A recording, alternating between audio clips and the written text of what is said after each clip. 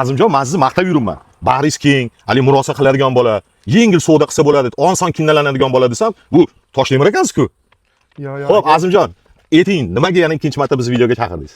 Obunachilarimizga ayting. Sizni reklamangiz orqali ko'p klient keldi. Rosa ko'p klient keldi. Birinchi savdo o'zi aytardingiz. 90 ming ham qilishdi. Men bermadim. Sizlar chaqirgan sababi o'sha bermaganimga beraman deb. 90 ga beraman deyapsiz. Yo, endi 90 ga bo'lmaydi endi jigarim. Endi pasaytiring. Men bekor kelganim yo'q-ku. Obunachilarim mendan rezultat kutyapti. Ixtiyor akam yana ham narxini tushirib beradi. Ayting, nech pulga bo'lsa berasiz? Bo'lmasa 85 mingga taqalganini qilib beraman bo'lmasa. Qarang, 85 bo'lmaydi-da. 1000 o'tib berasiz. Men bekor kelmadim. 84 ga barakami? O'ylanadigan joyi yo'q. Baraka. Yana bitta narsa kelishib olaylik. O'sha videoni boshida aytuvdingizki, 50% ni berib, notarius orqali qolgan 50% ni muddatga ham berasiz, to'g'rimi? Через notarius o'tkazib berasiz ularning nomiga, ikki taraflama taqiq qo'yib qo'yiladi. Shunaqami? Xo'p, Azimjon, bu videomizni ko'rmagan obunachilarimiz bor. Bitta afzalliklari haqida manzillari bilan e'lon qiling. Xo'p, afzalliklari M34 yo'lining birinchi liniyasida. Toshkent shahridan 25-30 kilometr. Yangiyo'l Jambulda asfalt zavodi oldida. To'g'ri trassa yo'l. To'g'ri trassa. Tak.